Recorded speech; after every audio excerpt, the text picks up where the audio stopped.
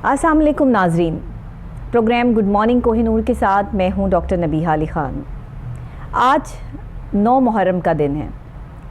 और ये 9 मुहर्रम आपकी, मेरी और सब मुसलमानों की ज़िंदगी में बहुत अहमियत रखता है। जैसे ही मुहर्रम शुरू होता है वैसे ही वो दर्द और वो तकलीफ़ महसूस होती है जो आले रसूल को हुई। जिस तरह नवासे रसूल को शहीद किया गया और जिस तरह नवासे रसूल हज़रत इमाम हुसैन ने अपने आप को अल्लाह की रज़ा के लिए, इस कुर्बानी के लिए पेश किया, इसकी मिसाल पूरी दुनिया में नहीं मिलती। जब भी मुहर्रम आता है तो ये हकीकत मुझ पर, आप पर, तमाम मुसलमानों पर आश्कार हो जाती है कि किस तरह हमने हक़ के लिए, किस तरह हमने सच के लिए, किस तरह हमने अमन के लिए और किस तरह हमने इस्लाम के झंडे को सरबुलंद करने के लिए अपनी ज़िंदगियों को वक्फ करना है। बात तख्त की नहीं थी, बात हुकूमत की नहीं थी, बात किसी भी जगह पर अपने जो है वो हक़ की नहीं थी कि मुझे ये चाहिए। बात ये थी कि मुसलमानों को ये पता चल जाए कि जो शरीयत की ख़िलाफ़ वर्जी कर रहा है, जो इस्लाम की ख़िलाफ़ वर्जी कर रहा है, उसके हाथ पे बैत नहीं करनी, और वो है यजीद। यजीद ने बहुत कोशिश की कि इमाम हुसैन को इस बात पे आमादा कर ले और तमाम मुसलमानों को इस बात पर जो है वो आमादा कर लिया जाए कि किसी भी तरीके से जो मुसलमान हैं वो यजीद के हाथ पर बैत कर लें।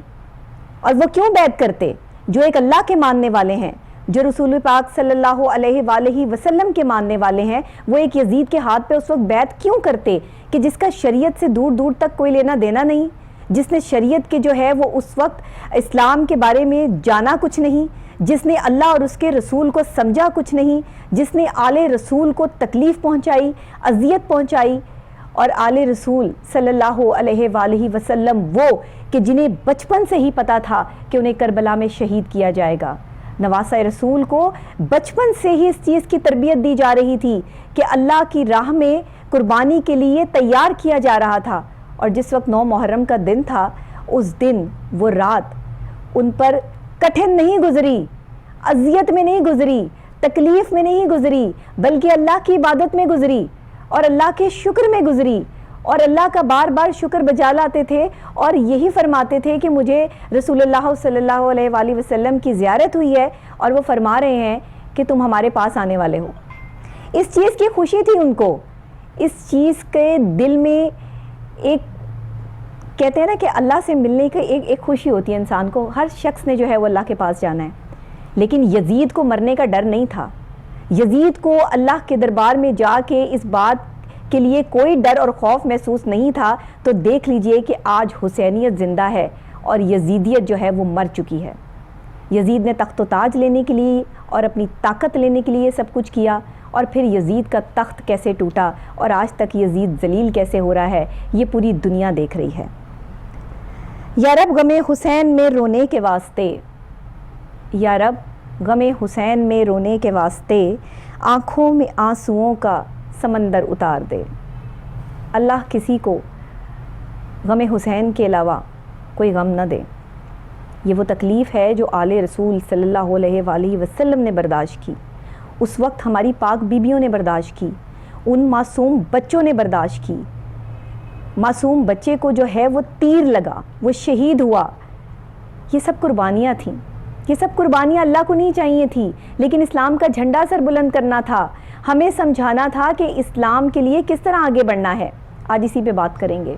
आज करबला के उस तमाम वाक़ये को दोहराएंगे और इस तमाम वाक़ये से जो है वो पर्दा उठाएंगे और आपसे इस हकीकत को शेयर करेंगे, इस दुख और तकलीफ़ को शेयर करेंगे, क्योंकि हम में से हर मुसलमान जानता है कि हम पंचतन पाक पीरान पीर दस्तगीर अंबिया औलिया इकराम के मानने वाले हैं। इसीलिए हम आले रसूल सल्लल्लाहु अलैहि वसल्लम को सलाम पेश करते हैं और आज करबला के वाक़ये से जो है वो प्रोग्राम का स्टार्ट करते हैं। मेरे साथ मौजूद हैं हाफिज़ मुफ्ती मोहम्मद बहराम साहब, जो तशरीफ़ फरमा है मेरे साथ। पहले भी उन्होंने बहुत से प्रोग्राम किए, हमने मुहर्रम के हवाले से भी प्रोग्राम किए। मैं शुक्रगुज़ार हूँ कि आज मेरे प्रोग्राम में मेरे साथ मौजूद हैं। अस्सलाम वालेकुम मुफ्ती साहब। वालेकुम अस्सलाम रहमतुल्लाहि व बरकातुहू। मैं चाहूँगी कि आप आगाज़ कीजिए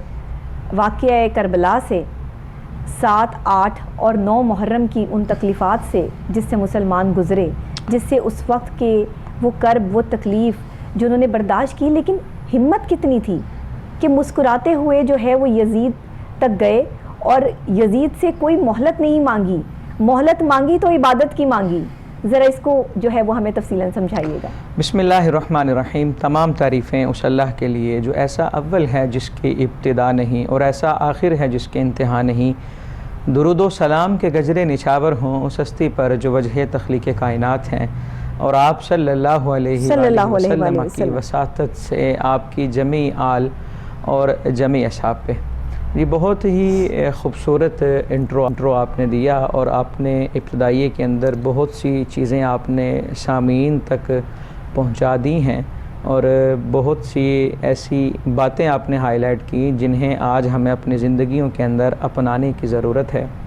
سب سے پہلے تو میں یہ عرض کروں گا کہ کربلا کا جو سفر ہے، اس کے جو محرکات تھے اس پہ ابتداً کچھ عرض کر کے بات آگے لے کے چلوں گا۔ یزید ملعون نے جب سید الشہداء امام علی مقام حضرت امام حسین رضی اللہ تعالیٰ عنہ علیہ السلام کی طرف یہ پیغام بھیجا کہ آپ میری بیعت کریں۔ بیعت کا مطلب سمجھانے کے لیے عرض کر دوں، بیعت کا مطلب یہ تھا کہ یزید نے کہا کہ آپ مجھے ووٹ دیں، تو امام حسین رضی اللہ تعالیٰ عنہ نے یہ نہیں کہا کہ حسین یزید کی بیعت نہیں کرے گا۔ آپ کا وہ جملہ سنہرے حروف سے لکھے جانے کے قابل ہے، اور ایک ایک بچے کو یہ جملہ زبانی یاد ہونا چاہیے، اور یہ نمایاں جگہوں پہ یہ تحریر لکھی ہونی چاہیے۔ یعنی کہ اگر آپ کہتے نا کہ حسین یزید کی بیعت نہیں کرے گا، تو ہو سکتا ہے کوئی مورخ یہ سمجھتا یا کوئی سمجھنے والا یہ سمجھتا کہ یہ دو لوگوں کا ذاتی معاملہ ہے۔ تو امام علی مقام نے وہ جواب ارشاد فرمایا کہ جس سے یہ واضح ہو رہا ہے کہ یہ دو فردوں کا معاملہ نہیں ہے، یہ دو نظریات ہیں، یہ دو تحریکیں ہیں۔ بالکل ٹھیک۔ آپ نے ارشاد فرمایا، آپ نے کہا مجھ جیسا اس جیسے کی بیعت کیسے کر سکتا ہے؟ اللہ اکبر، مجھ جیسا کیسے آئی؟ مجھ جیسا اس جیسے کی بیعت کیسے کر سکتا ہے کہ مجھ جیسا جو ہے وہ اس جیسے کی بیعت قطعاً نہیں کر سکتا۔ کیا مطلب ہے کہ جہاں جہاں پر بھی یزیدی فکر ہوگی، یزیدی لوگ ہوں گے، یزیدی سوچ ہوگی، وہاں پر حسینی نظریہ رکھنے والا ان کے آگے جھکے گا نہیں، یعنی کہ ان کے دربار میں سر تو جا سکتا ہے، بندہ نہیں جا سکتا۔ اگر بندہ اسوہ شبیر پہ قائم ہے تو امام علی مقام کا یہ لفظ ذہن میں رکھیں۔ دیکھیں آج بہت سے لوگ دیکھا دیکھی کام کرتے ہیں، آج کسی کے اندر ہمت تو نہیں کہ وہ سر عام اپنے آپ کو یزید کا حمایتی کہے، لیکن کچھ لوگ پردے کے اندر کچھ ایسی باتیں کرتے ہیں جس سے یزیدیت کا کام اس وقت چل رہا ہے، لیکن وہ سر عام ان کے اندر بھی ہو رہے ہیں، ان کے اندر یہ ہمت نہیں کہ وہ سر عام آ کر مخالفت کریں۔ وہ لبادہ تو حسینیت کا ہی اوڑھتے ہیں، لیکن اس کے اندر کوششیں تخریب کی کرتے ہیں۔ اب دیکھیں، اب حسینی کردار جو ہے یا کربلا جو ہے، محرم جو ہے، یہ وہ نہیں ہے کہ جس طرح کوئی تہوار آیا اور گزر گیا، کوئی موقع آیا اور گزر گیا۔ یہ سمجھ لیں یہ دن جو آتا ہے یہ تجدید عہد کا دن آتا ہے، یہ اس قربانی کو یاد دلاتا ہے کہ وہ قربانی کس کے لیے دی ہے۔ آج دیکھیں ان کا مقصود قربانی کا فقط یہ نہیں تھا کہ ہم مخصوص حرکات کریں اور ہمارا حق ادا ہو جائے گا۔ قربانی کا مقصد کیا تھا کہ حسینی کردار کو اپنائیں، حسینی کردار کو اپنائیں۔ وہ بڑا خوبصورت کسی نے کہا نا کہ جب بھی کہیں ضمیر کے سودے کی بات ہو ڈٹ جاؤ تم حسین کے انکار کی طرح۔ تو آج دیکھیں ہم کر کیا رہے ہیں، ہمارا جو ماحول ہے، ہمارا ہاتھ جو ہے زبان پہ نعرہ تو لبیک یا حسین کا ہے، لیکن ہاتھ ہم نے یزید کے ہاتھ میں دیا ہوا ہے۔ ہمارے اندر ہی جو کربلا قائم ہے اس کے یزید پر ہم فتح، اس کے یزید کو ہم شکست نہیں دے پا رہے، اسے مغلوب نہیں کر پا رہے، اور ہم نعرے بڑے بڑے لگا رہے ہیں۔ تو دیکھیں جب تک ہمارا کردار ٹھیک نہیں ہوگا تب تک ہمارا ان کا ذکر کرنا ناکافی ہے۔ اور یہ بات ذہن میں رکھیں، ان کی قربانی کا مقصد صحیح طور پر تب ہی اجاگر ہوگا کہ جب ہم اس عزم کے ساتھ، اس ارادے کے ساتھ، اس جرت و بہادری کے ساتھ معاشرے کے اندر نمودار ہوں گے۔ اور آپ کی ہو رہے بالکل ایسے ہی بہت سے لوگ جو ہے وہ خاموش اس لیے ہو جاتے ہیں کہ ان کے پاس طاقت نہیں ہے۔ میرے حسین کے پاس طاقت میرے اللہ کی تھی، رسول پاک صلی اللہ علیہ وآلہ وسلم کی تھی۔ اس اللہ کے آگے اگر ایک دفعہ رسول پاک صلی اللہ علیہ وآلہ وسلم عرض کرتے اور ایک آنسو بھی جائے نماز پہ گر جاتا کہ یا اللہ میرے حسین کو کربلا میں اس طرح شہید نہ کیا جائے تو کیا ایسا ہوتا؟ جن کے لیے پوری کائنات بنا دی گئی، جو رحمت للعالمین تمام جہانوں کے لیے بنا دیے گئے، انہی کی آل سے، انہی کی اولاد سے اس طرح کی قربانی لینا اللہ کو کیوں مقصود تھا؟ ہم جیسے گناہ گاروں کے لیے، ہم جیسے سیاکاروں بدکاروں کے لیے، کہ جنہیں سمجھانا تھا کہ اللہ کی راہ پہ چلنا اور اسلام کا جھنڈا سر بلند کرنا اور سچ اور حق بات پہ ڈٹ جانا، یہ صرف جو ہے وہ حسینیت کہتی ہے، یہ صرف جو ہے وہ نبی آخر الزماں حضرت محمد مصطفیٰ صلی اللہ علیہ وآلہ وسلم کی شان ہے۔ یہ کسی ایسے یزید کی بات نہیں ہو سکتی کہ جو جھوٹ پہ قائم ہے، جن کا پلندہ ہی جو ہے وہ جھوٹ سے شروع ہوتا ہے، جنہوں نے بہتان رکھنے ہیں، جنہوں نے لوگوں کو تکلیف اور اذیت پہنچانی ہے۔ تو مجھے بتائیے گا مفتی صاحب کہ اس وقت میں کتنے مسلمان تھے جو یزید کے سامنے کھڑے تھے؟ وہ معصوم، وہ آل رسول صلی اللہ علیہ وآلہ وسلم، وہ ننھے منھے بچے، وہ نہتی عورتیں، وہ بے یار و مددگار، بے سر و سامانی کی حالت میں میرے مولا عباس کہ جو اتنے بڑے جو ہے وہ ایک علم لے کے جا رہے ہیں،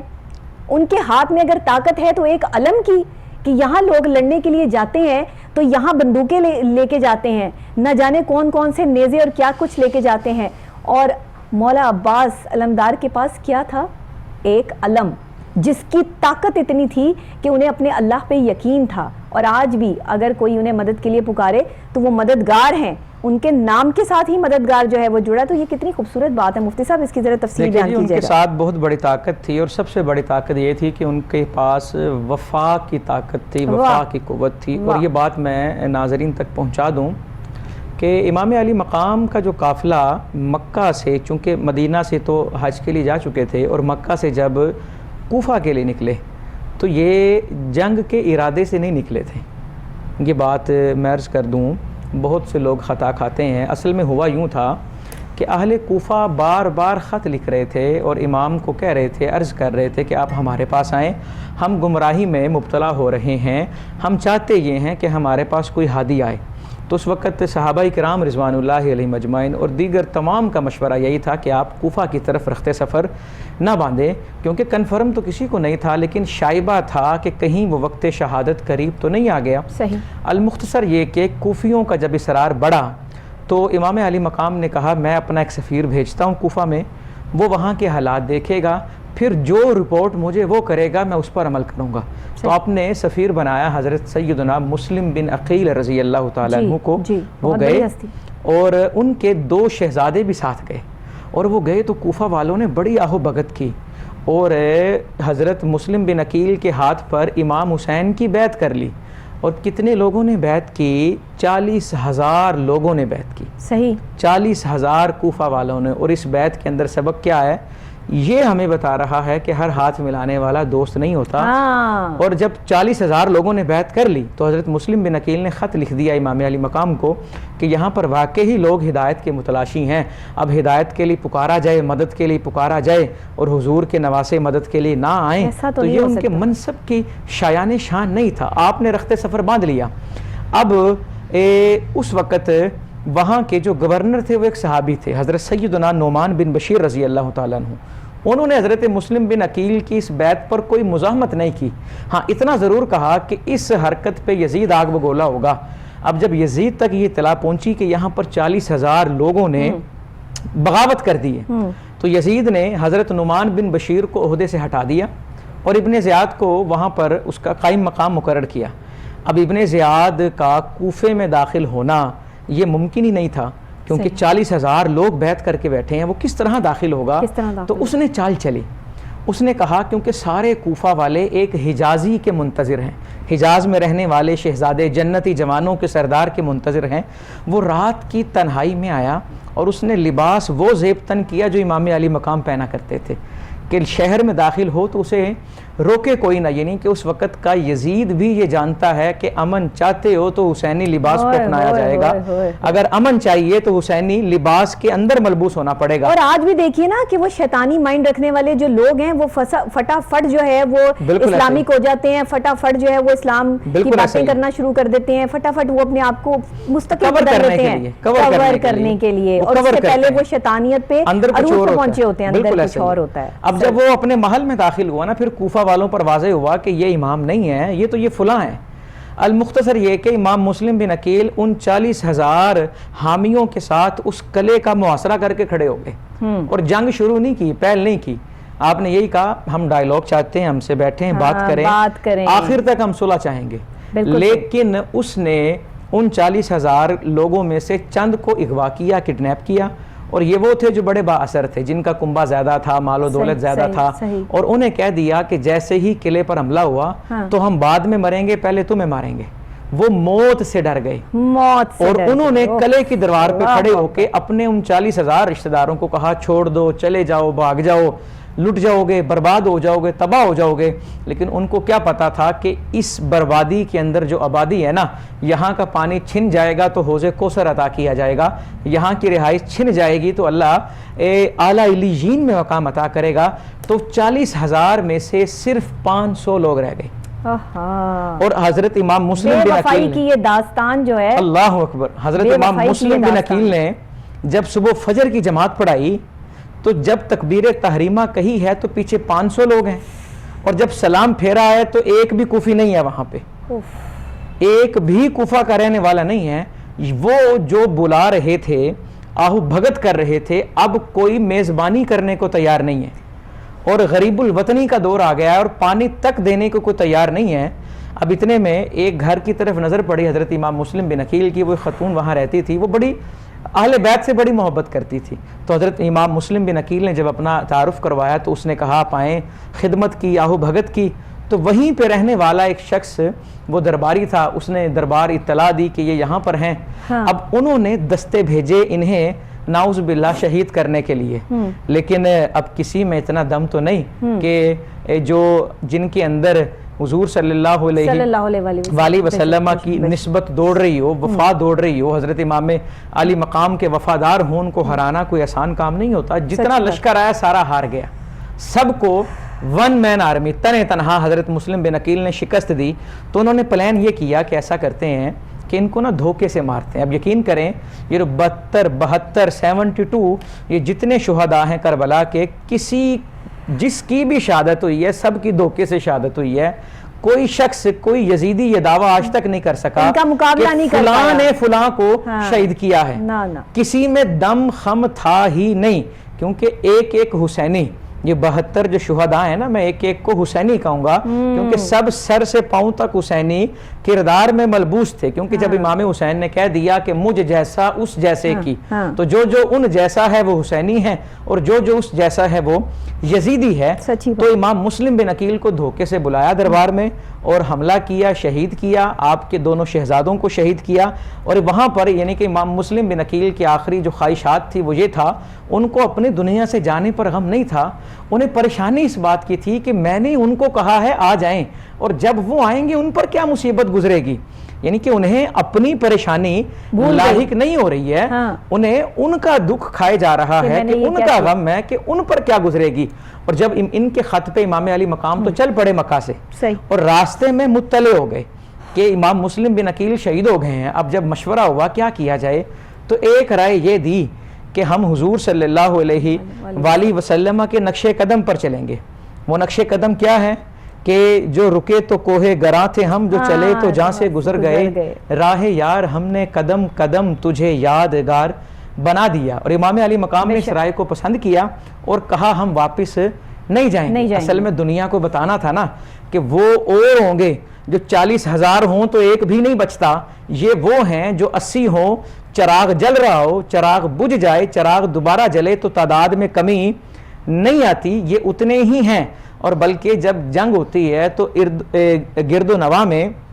جو محبین اہل بیت ہیں وہ آتے ہیں شہادت کے لیے، اور آپ سے گزارش کرتے ہیں کہ ہمیں جانثاری کا موقع دیا جائے، یعنی کہ آپ نے بتایا کہ وہ بے وفا اور ہیں، اور جو وفادار ہوتے ہیں وہاں پر تعداد کم نہیں ہوتی، تعداد جو ہے وہ بڑھ جاتی ہے۔ اور آپ نے وہاں سے رخت سفر جو ہے وہ کوفہ کی طرف باندھا، لیکن کوفہ آنے کے لیے نا آپ کو اجازت نہیں دی گئی، وہ سپاہی آ گیا۔ اب دیکھیں نا، آپ ایک لمحے کے لیے سوچیں، وہ امام جو گھر سے نکلے ہیں، سامان حرب نہیں ہے پاس، جنگ کے لیے نہیں نکلے، تبلیغ کے لیے نکلے ہیں۔ آخر یزیدیوں کو پتہ تھا نا ان کی قوت کا، کہ جن کے لیے 22,000 کی فوج کھڑی کی ہوئی ہے، وہ جانتے تھے کہ یہ ایک ایک فرد کا ہاتھ حیدری ذوالفقار ہے، یہ خیبر شکن کے کچھ لگتے ہیں اور ان کے بڑے قریب ہیں، ان کے اندر جرت بھی حضور کی ہے، سخاوت بھی حضور کی ہے، اور ان کا ایک ایک بچہ جو ہے وہ جرت و بہادری سے لیس ہے۔ اور دیکھیں نا حضرت امام علی مقام رضی اللہ تعالیٰ عنہ ہوں، شہزادہ حضرت علی اکبر رضی اللہ تعالیٰ عنہ، جتنے بھی شہداء ہیں یقین کریں ایک ایک نے شہادت کا جام نوش کیا ہے، لیکن بڑی جرت و بہادری کے ساتھ، ہزار کو واصل جہنم کیا، اور ہزاروں لوگ کٹھے ہیں، سینکڑوں کٹھے ہیں، اور ان کے درمیان چلے جانا اور وسط تک جا کے ان کو گاجر مولی کی طرح کاٹنا، اور یقین کریں دوسرے وار کی زحمت نہیں آتی تھی، ایک وار خود اور زرہ کو کاٹ دیتا۔ خود کہتے ہیں وہ ہیلمٹ لوہے کا جو جنگ میں پہنتے تھے، اور زرہ وہ لوہے کا لباس ہوتا تھا سارا، تاکہ تلوار جسم کو نہ لگے، لیکن ان کی تلوار کی جو ضرب ہوتی تھی وہ خود کاٹتے ہوئے، زرہ کاٹتے ہوئے آدمی کو دو ٹکڑے کر دیتی تھی، لیکن اس کے باوجود انہیں نظر نہیں تھا آ رہا، کیونکہ ان کی دلوں پر مہر لگ چکی تھی، ان کی آنکھوں پہ پردہ آ چکا تھا، اور ان کے دل جو ہیں وہ گمراہی میں تھے۔ المختصر یہ کہ آپ جب کوفہ کے پاس آئے نا،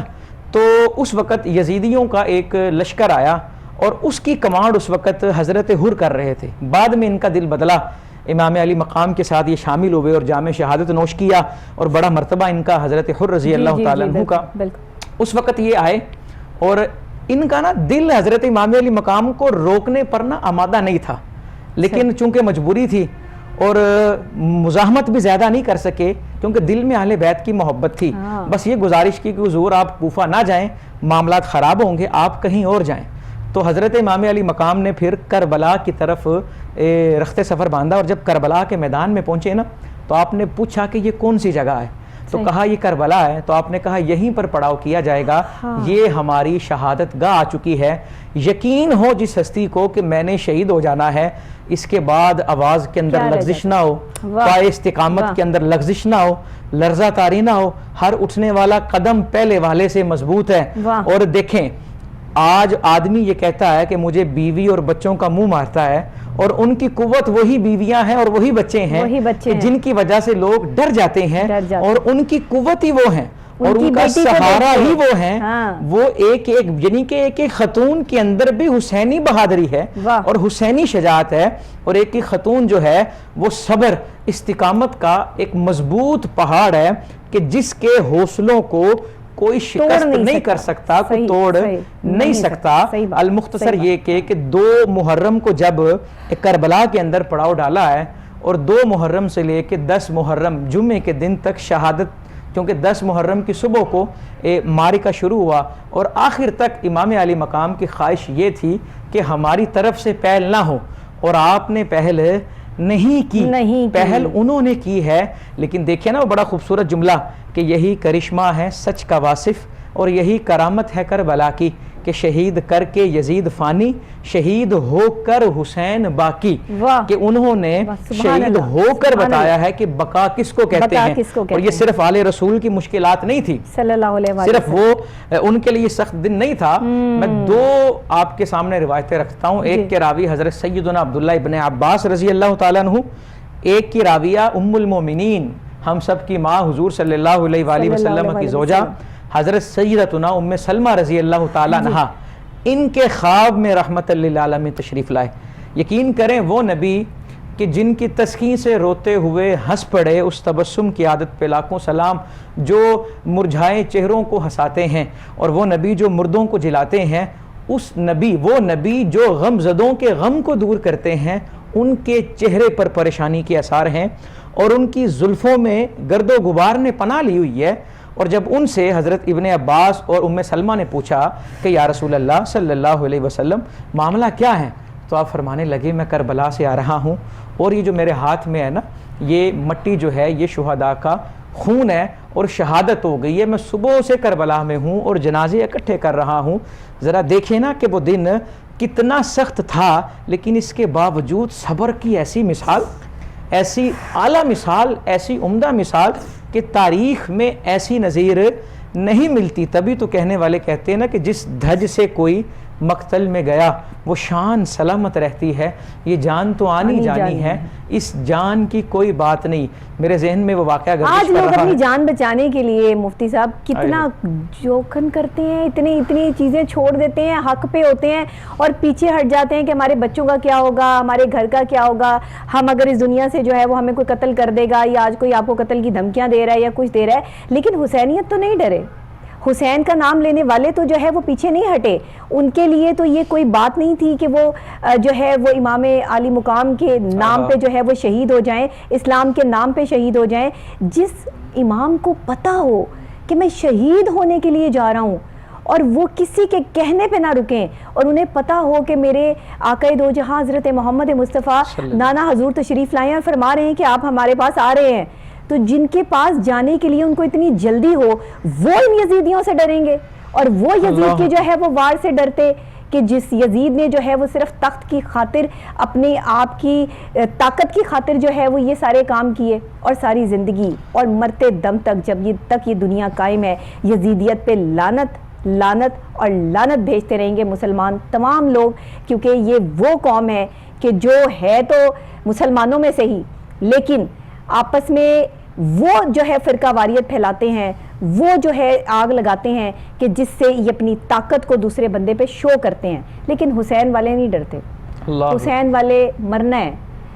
مفتی صاحب زندگی میں جس نے یہ ٹھان لی نا کہ اللہ ہی کو جان دینی ہے اور آپ نے مرنا ہی مرنا ہے، تو اس نے پھر اپنے جو ہے وہ راستے آسان کر لیے۔ بالکل جی، معاملہ اسی طرح ہی ہے کہ علامہ محمد اقبال رحمۃ اللہ تعالی علیہ نے یہی کہا نا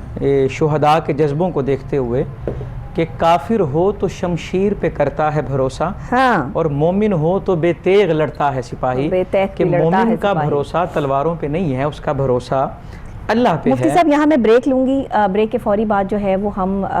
واقعہ کربلا کو جو ہے وہ یہیں سے شروع کریں گے۔ ناظرین آپ ہمارے ساتھ رہیے۔ یہ دکھ تکلیف اور اذیت والی داستان جب بھی محرم آتا ہے تو یہ ہمارے دلوں میں، ہماری آنکھوں میں اور ہمارے چہروں پر جو ہے وہ نمایاں ہوتی ہے۔ یہ غم بہت بڑا غم ہے، جو سمجھو تو بہت بڑا غم ہے، جو اس تکلیف کو محسوس کرو، کسی کا اپنا چلا جائے تو اسے پتہ ہوتا ہے کہ اس کے اوپر کیا گزرتی ہے، تو سوچیے آل رسول پہ کیا گزری ہوگی۔ میں ایک بریک لیتی ہوں، بریک کے فوری بعد واپس آپ کو یہیں سے جوائن کرتی ہوں، میرے ساتھ رہیے گا۔